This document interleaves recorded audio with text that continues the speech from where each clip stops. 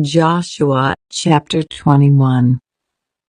Then the leaders of the tribe of Levi came to consult with Eleazar the priest, Joshua son of Nun, and the leaders of the other tribes of Israel. They came to them at Shiloh in the land of Canaan and said, "The Lord commanded Moses to give us towns to live in and pasture lands for our livestock." So by the command of the Lord, the people of Israel gave the Levites the following towns and pasture lands out of their own grants of land. The descendants of Aaron, who were members of the Kohathite clan within the tribe of Levi, were allotted 13 towns that were originally assigned to the tribes of Judah, Simeon, and Benjamin. The other families of the Kohathite clan were allotted 10 towns from the tribes of Ephraim, Dan, and the half-tribe of Manasseh.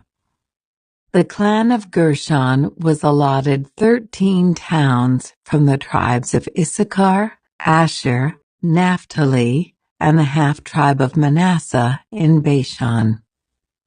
The clan of Merari was allotted 12 towns from the tribes of Reuben, Gad, and Zebulun. So the Israelites obeyed the Lord's command to Moses and assigned these towns and pasture lands to the Levites by casting sacred lots.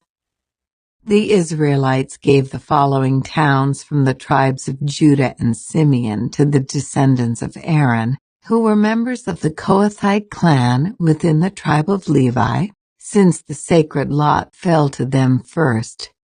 Kiriath Arba, that is Hebron, in the hill country of Judah, along with its surrounding pasture lands. Arba was an ancestor of Anak. But the open fields beyond the town and the surrounding villages were given to Caleb, son of Jephunneh, as his possession. The following towns with their pasture lands were given to the descendants of Aaron the priest: Hebron, a city of refuge for those who accidentally killed someone; Libnah, Jader, Eshtemoa, Holon, Deber, Ain, Juttah, and Beth Shemesh. 9 towns from these 2 tribes. From the tribe of Benjamin, the priests were given the following towns with their pasture lands: Gibeon, Geba, Anathoth, and Almon. 4 towns. So in all, 13 towns with their pasture lands were given to the priests, the descendants of Aaron. The rest of the Kohathite clan from the tribe of Levi was allotted the following towns and pasture lands from the tribe of Ephraim: Shechem in the hill country of Ephraim, a city of refuge for those who accidentally killed someone; Gezer, Kibzaim, and Beth-horon, 4 towns. The following towns and pasture lands were allotted to the priests from the tribe of Dan: Eltekeh, Gibbethon, Ajalon, and Gath-rimmon, 4 towns. The half-tribe of Manasseh allotted the following towns with their pasture lands to the priests: Taanach and Gath-rimmon, 2 towns. So in all, 10 towns with their pasture lands were given to the rest of the Kohathite clan. The descendants of Gershon, another clan within the tribe of Levi, received the following towns with their pasture lands from the half-tribe of Manasseh: Golan in Bashan, a city of refuge for those who accidentally killed someone; and Beeshterah, 2 towns. From the tribe of Issachar, they received the following towns with their pasture lands: Kishion, Daberath, Jarmuth, and En-gannim, 4 towns. From the tribe of Asher they received the following towns with their pasture lands: Mishal, Abdon, Helkath, and Rehob. 4 towns. From the tribe of Naphtali, they received the following towns with their pasture lands: Kadesh in Galilee, a city of refuge for those who accidentally killed someone; Hamath-dor and Kartan, 3 towns. So in all 13 towns with their pasture lands were allotted to the clan of Gershon. The rest of the Levites, the Merari clan, were given the following towns with their pasture lands from the tribe of Zebulun: Jokneam, Karta, Dimnah, and Nahalal, 4 towns. From the tribe of Reuben, they received the following towns with their pasture lands: Bezer, Jahaz, Kedemoth, and Mephaioth, 4 towns. From the tribe of Gad, they received the following towns with their pasture lands: Ramoth in Gilead, a city of refuge for those who accidentally killed someone; Mahanaim, Heshbon, and Jazer, 4 towns. So in all, 12 towns were allotted to the clan of Merari. The total number of towns and pasture lands within Israelite territory given to the Levites came to 48. Every one of these towns had pasture land surrounding it. So the Lord gave to Israel all the land he had sworn to give their ancestors, and they took possession of it and settled there. And the Lord gave them rest on every side, just as he had solemnly promised their ancestors. None of their enemies could stand against them, for the Lord helped them conquer all their enemies. Not a single one of all the good promises the Lord had given to the family of Israel was left unfulfilled. Everything he had spoken came true. Joshua chapter 22. Then Joshua called together the tribes of Reuben, Gad, and the half-tribe of Manasseh. He told them, "You have done as Moses, the servant of the Lord, commanded you, and you have obeyed every order I have given you. During all this time you have not deserted the other tribes. You have been careful to obey the commands of the Lord your God right up to the present day. And now the Lord your God has given the other tribes rest as he promised them. So go back home to the land that Moses, the servant of the Lord, gave you as your possession on the east side of the Jordan River. But be very careful to obey all the commands and the instructions that Moses gave to you. Love the Lord your God. Walk in all his ways. Obey his commands. Hold firmly to him and serve him with all your heart and all your soul." So Joshua blessed them and sent them away, and they went home. Moses had given the land of Bashan, east of the Jordan River, to the half-tribe of Manasseh. The other half of the tribe was given land west of the Jordan.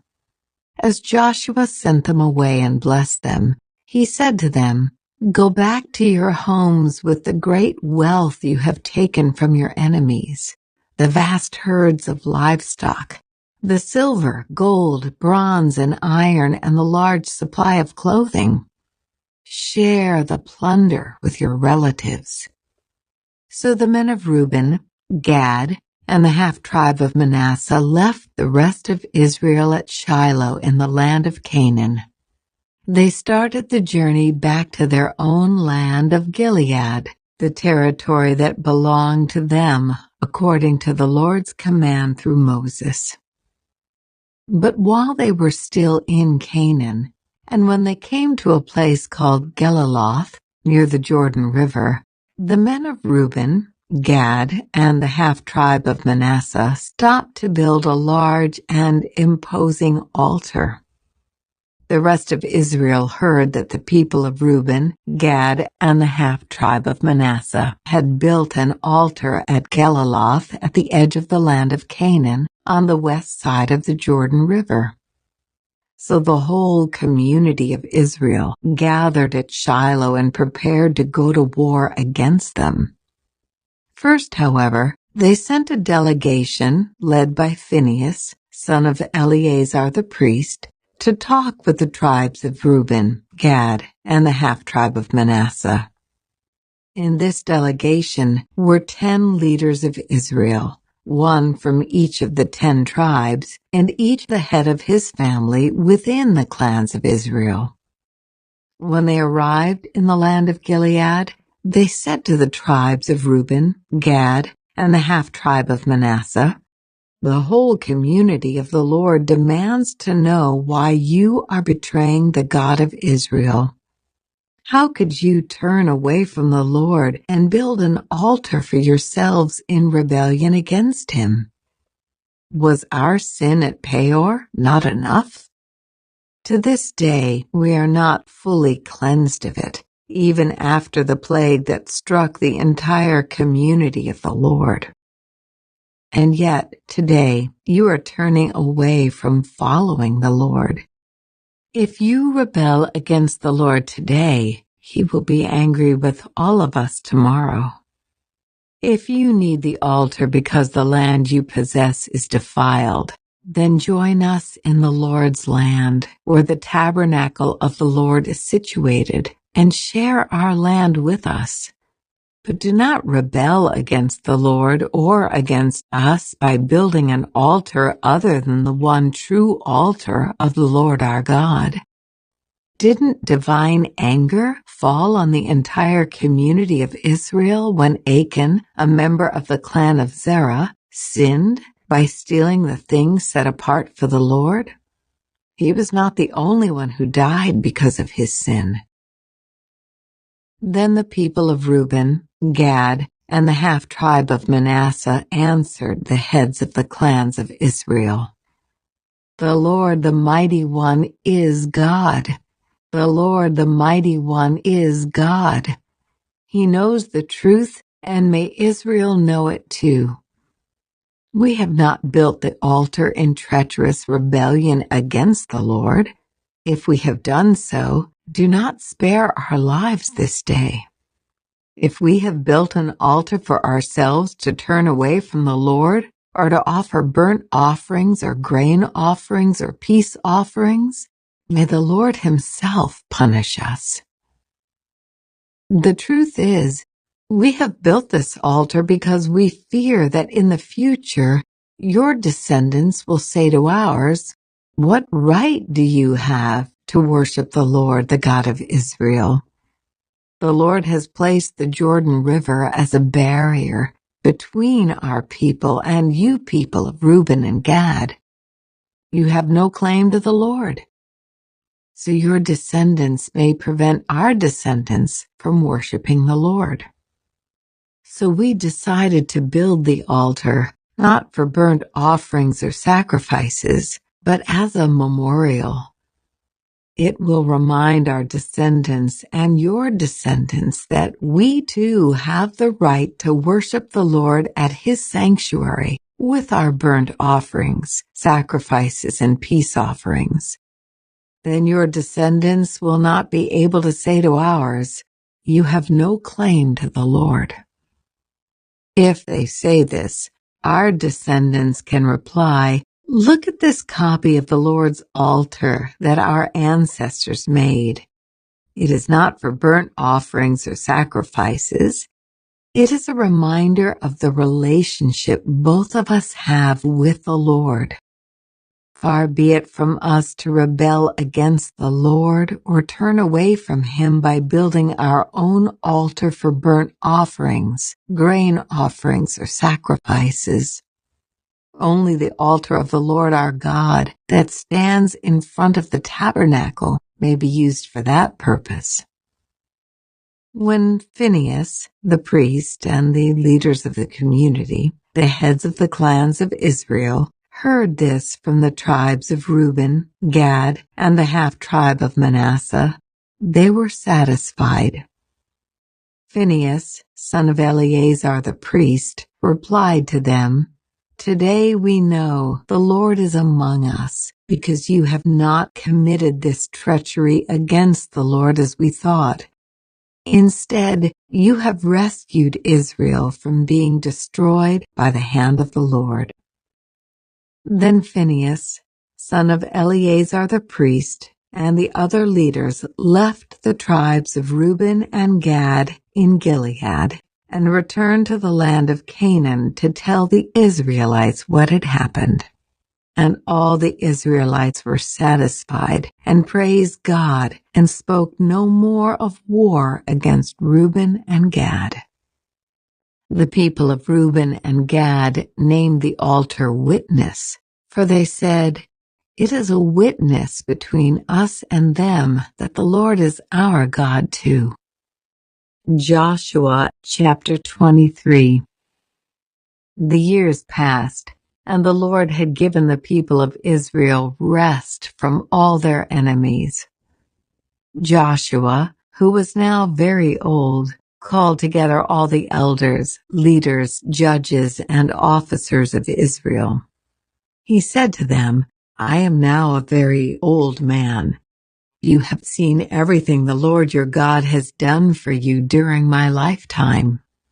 The Lord your God has fought for you against your enemies. I have allotted to you as your homeland all the land of the nations yet unconquered, as well as the land of those we have already conquered, from the Jordan River to the Mediterranean Sea in the west. This land will be yours, for the Lord your God will himself drive out all the people living there now.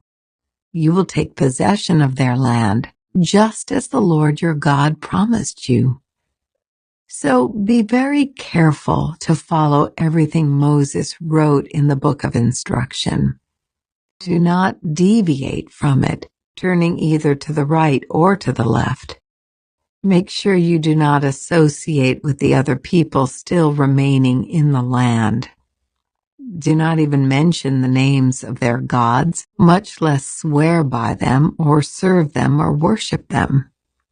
Rather, cling tightly to the Lord your God as you have done until now. For the Lord has driven out great and powerful nations for you, and no one has yet been able to defeat you. Each one of you will put to flight 1,000 of the enemy, for the Lord your God fights for you just as he has promised. So be very careful to love the Lord your God. But if you turn away from him and cling to the customs of the survivors of these nations remaining among you, and if you intermarry with them, then know for certain that the Lord your God will no longer drive them out of your land. Instead, they will be a snare and a trap to you, a whip for your backs, and thorny brambles in your eyes, and you will vanish from this good land the Lord your God has given you. Soon I will die, going the way of everything on earth. Deep in your hearts you know that every promise of the Lord your God has come true. Not a single one has failed. But as surely as the Lord your God has given you the good things he promised, he will also bring disaster on you if you disobey him. He will completely destroy you from this good land he has given you. If you break the covenant of the Lord your God by worshiping and serving other gods, his anger will burn against you, and you will quickly vanish from the good land he has given you. Joshua chapter 24. Then Joshua summoned all the tribes of Israel to Shechem, including their elders, leaders, judges, and officers. So they came and presented themselves to God. Joshua said to the people, "This is what the Lord, the God of Israel, says. Long ago, your ancestors, including Terah, the father of Abraham and Nahor, lived beyond the Euphrates River, and they worshipped other gods. But I took your ancestor Abraham from the land beyond the Euphrates and led him into the land of Canaan. I gave him many descendants through his son Isaac. To Isaac I gave Jacob and Esau. To Esau I gave the mountains of Seir, while Jacob and his children went down into Egypt. Then I sent Moses and Aaron, and I brought terrible plagues on Egypt. And afterward I brought you out as a free people. But when your ancestors arrived at the Red Sea, the Egyptians chased after you with chariots and charioteers. When your ancestors cried out to the Lord, I put darkness between you and the Egyptians. I brought the sea crashing down on the Egyptians, drowning them. With your very own eyes, you saw what I did. Then you lived in the wilderness for many years. Finally, I brought you into the land of the Amorites on the east side of the Jordan. They fought against you, but I destroyed them before you. I gave you victory over them, and you took possession of their land. Then Balak, son of Zippor, king of Moab, started a war against Israel. He summoned Balaam, son of Beor, to curse you, but I would not listen to him. Instead, I made Balaam bless you, and so I rescued you from Balak. When you crossed the Jordan River and came to Jericho, the men of Jericho fought against you, as did the Amorites, the Perizzites, the Canaanites, the Hittites, the Girgashites, the Hivites, and the Jebusites. But I gave you victory over them. And I sent terror ahead of you to drive out the 2 kings of the Amorites. It was not your swords or bows that brought you victory. I gave you land you had not worked on, and I gave you towns you did not build, the towns where you are now living. I gave you vineyards and olive groves for food, though you did not plant them. So fear the Lord and serve him wholeheartedly. Put away forever the idols your ancestors worshipped when they lived beyond the Euphrates River and in Egypt. Serve the Lord alone. But if you refuse to serve the Lord, then choose today whom you will serve. Would you prefer the gods your ancestors served beyond the Euphrates? Or will it be the gods of the Amorites in whose land you now live? But as for me and my family, we will serve the Lord. The people replied, We would never abandon the Lord and serve other gods. For the Lord our God is the one who rescued us and our ancestors from slavery in the land of Egypt. He performed mighty miracles before our very eyes. As we traveled through the wilderness among our enemies, he preserved us. It was the Lord who drove out the Amorites and the other nations living here in the land. So we too will serve the Lord, for he alone is our God. Then Joshua warned the people, You are not able to serve the Lord, for he is a holy and jealous God. He will not forgive your rebellion and your sins. If you abandon the Lord and serve other gods, he will turn against you and destroy you, even though he has been so good to you. But the people answered Joshua, No, we will serve the Lord. You are a witness to your own decision, Joshua said. You have chosen to serve the Lord. Yes, they replied, we are witnesses to what we have said.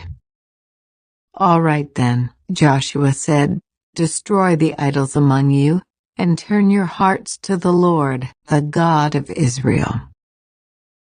The people said to Joshua, "We will serve the Lord our God. We will obey him alone." So Joshua made a covenant with the people that day at Shechem, committing them to follow the decrees and regulations of the Lord. Joshua recorded these things in the book of God's instructions. As a reminder of their agreement, he took a huge stone and rolled it beneath the terebinth tree beside the tabernacle of the Lord.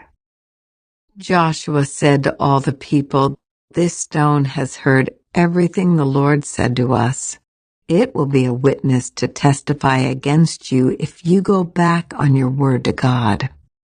Then Joshua sent all the people away to their own homelands. After this, Joshua son of Nun, the servant of the Lord, died at the age of 110. They buried him in the land he had been allocated at Timnath-Serah in the hill country of Ephraim, north of Mount Gaash. The people of Israel served the Lord throughout the lifetime of Joshua and of the elders who outlived him, those who had personally experienced all that the Lord had done for Israel. The bones of Joseph, which the Israelites had brought along with them when they left Egypt, were buried at Shechem, in the plot of land Jacob had bought from the sons of Hamor for 100 pieces of silver. This land was located in the territory allotted to the descendants of Joseph.